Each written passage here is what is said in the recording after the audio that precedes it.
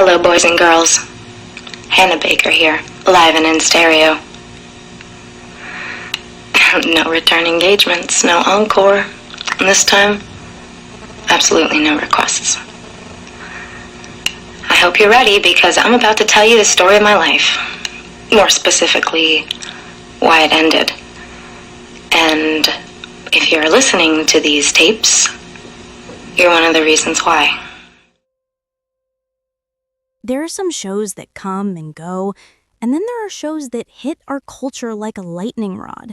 They spark debate, they start arguments, and they force us to talk about things we'd maybe rather not. And in 2017, no show did that more than 13 Reasons Why. The premise was instantly gripping.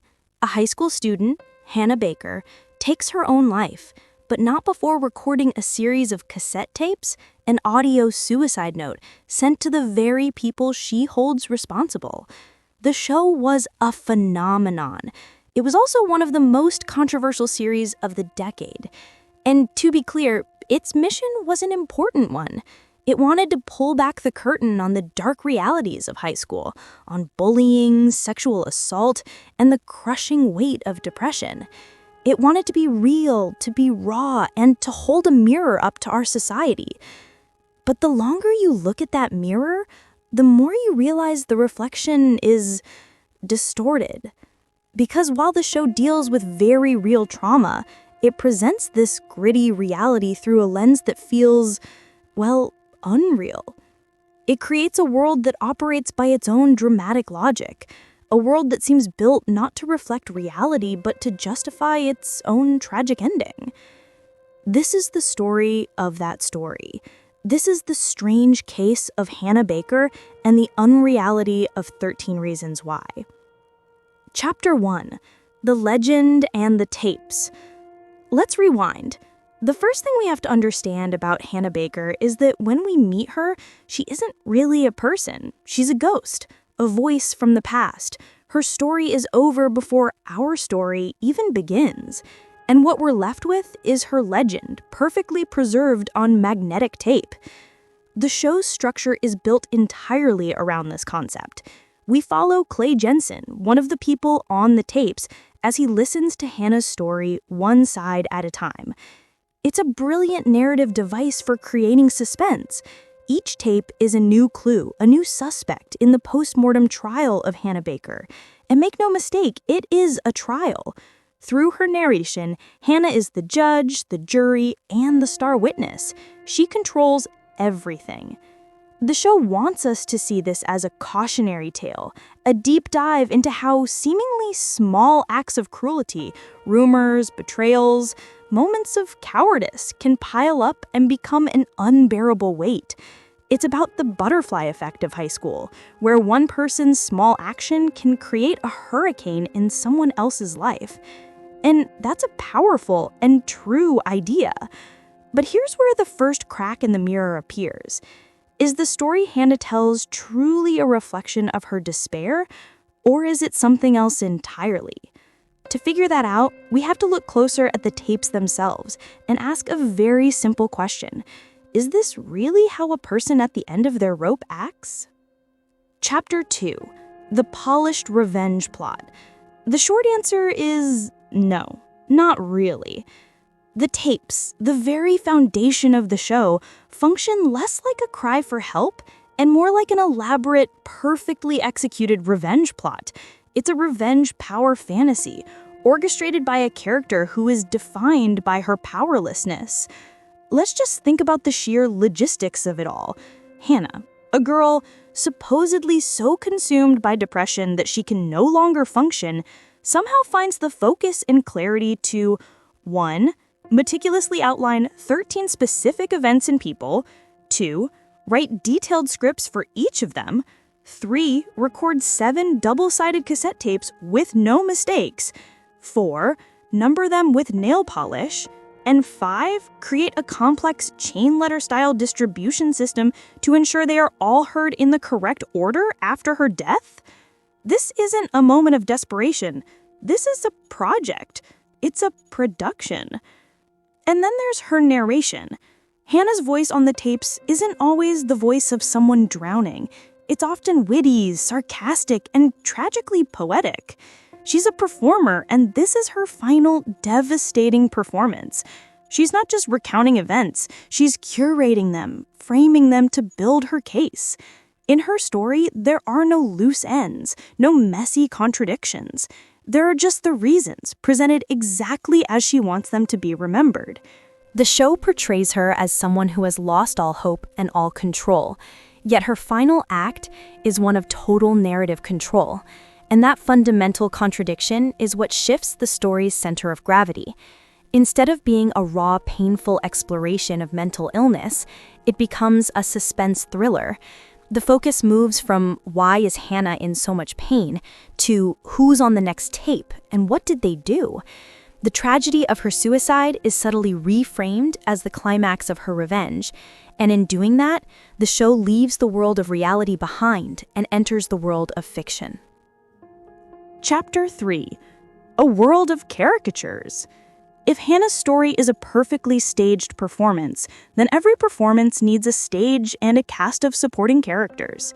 And in 13 Reasons Why, the world around Hannah seems to bend and flatten itself just to make sure her narrative works. To make each of the 13 reasons land with the force of a final blow, the characters and situations often feel less like real life and more like one-dimensional archetypes. Think about it. You have the predatory jock, the obsessive photographer, the backstabbing best friends. They often feel less like complex teenagers with their own messy lives, and more like walking plot devices, each serving their specific function in Hannah's tragedy before fading into the background. And the situations they create are just as exaggerated. In the very first episode, a photo of Hannah going down a slide gets sent around the whole school, and almost overnight, the entire school body brands her as a slut. But let's be real. In a modern high school where teens are constantly bombarded with far more explicit content online, would this one photo truly cause that level of school-wide unified shaming? It feels less like a reflection of 2017 and more like a trope from a 90s teen movie. It's dramatically effective, but it sacrifices realism. And this unreality extends to the adults. The teachers, her parents, and most famously, the school counselor, Mr. Porter, are written to be almost comically ineffective. In her final, desperate visit to his office, Mr. Porter delivers a masterclass in what not to do.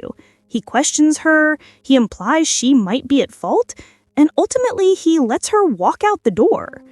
It's a moment so perfectly wrong, it feels less like a human failing and more like the plot demanding a tragic outcome. In this world of caricatures, Hannah is the only one who feels the full weight of her actions and emotions. Everyone else is a villain or an obstacle in her story. By sanding down the rough edges of the world around her, the show makes her case for her, but it loses the messy, complicated, and gray reality it promised to show us. Chapter 4: A Mirror Cracked. So, what are the consequences of all this unreality? If the story isn't real, does it matter?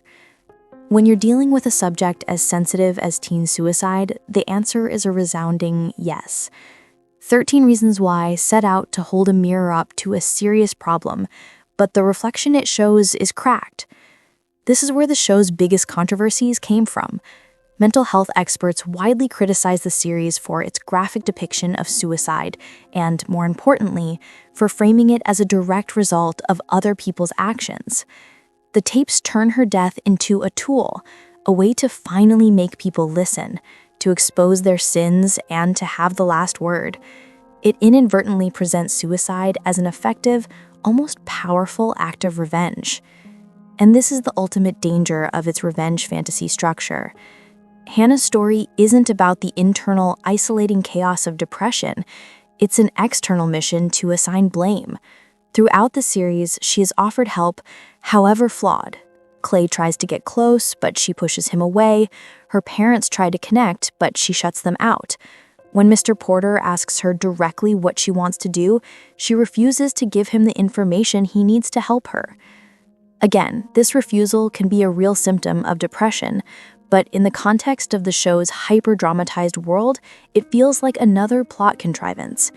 Hannah has to remain a victim. She has to remain isolated for the tapes to make sense.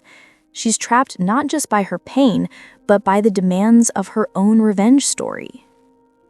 Conclusion. So, what are we left with? 13 Reasons Why is not a bad show. In fact, it's incredibly compelling television. That's what makes it so complicated. It's a gripping mystery and a poignant character study that asks us to care deeply about Hannah Baker.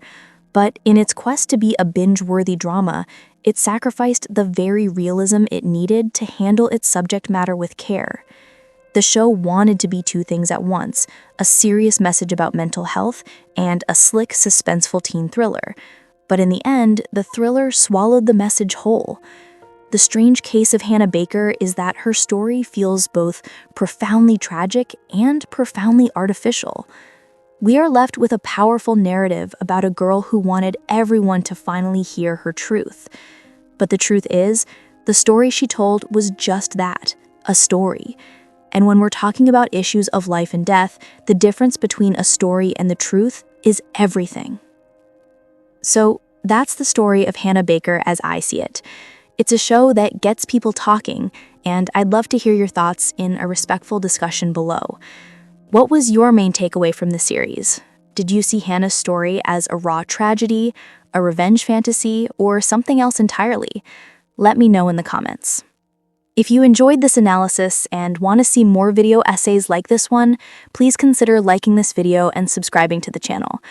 Don't forget to hit that notification bell so you don't miss what's next. Until next time, thanks for watching.